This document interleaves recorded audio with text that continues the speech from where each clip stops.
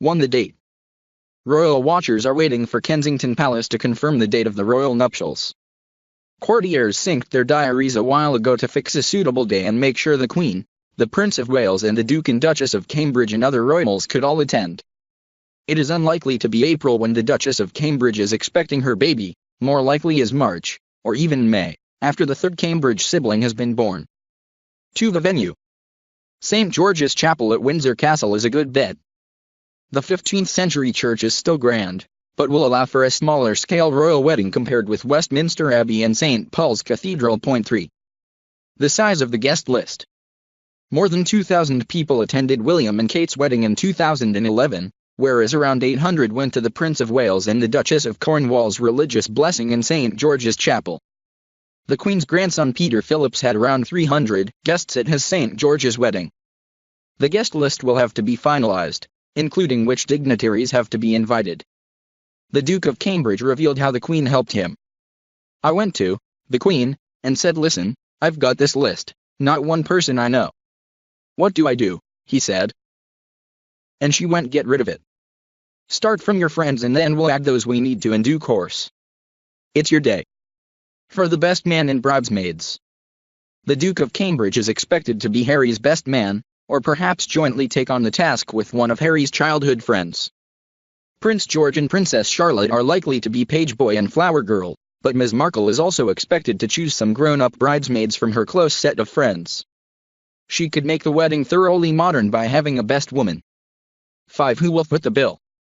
For William and Kate's wedding, the costs including the church service, music, flowers, decorations, reception, and honeymoon were split between the Queen, the Prince of Wales and Kate Middleton's millionaire parents.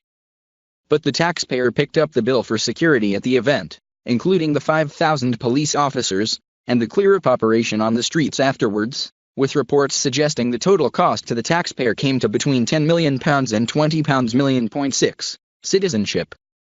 Will Ms. Markle become a British citizen? Perhaps, but not necessarily. When Canadian Autumn Phillips married the Queen's grandson Peter Phillips, she said, "I'm happy being Canadian and I'm proud of where I come from.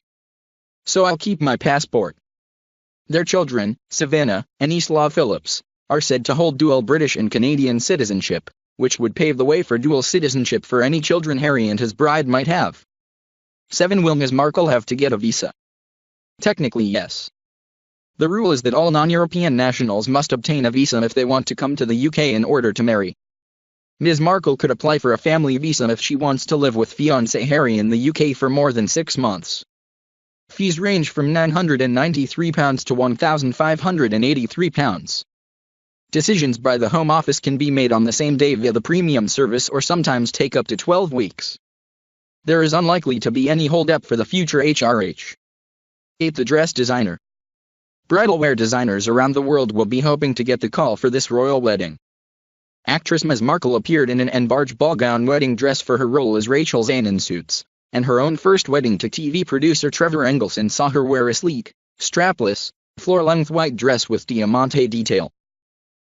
Her stylist and close friend Jessica Mulroney runs the bridal store Kleinfeld Hudson's Bay in Toronto, so it is likely Ms. Mulroney will be Ms. Markle's first port of call for help picking out dress amid great secrecy.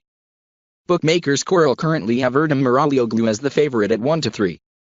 Sarah Burton, who designed Kate's dresses, at 2-1 and Vera Wang at 5-1. 9. The invites. The Lord Chamberlain's office at Buckingham Palace is responsible for organizing royal weddings. Under the guidance of Harry's private secretary, Edward Lane Fox, they will deal with the ceremonial aspects of the day.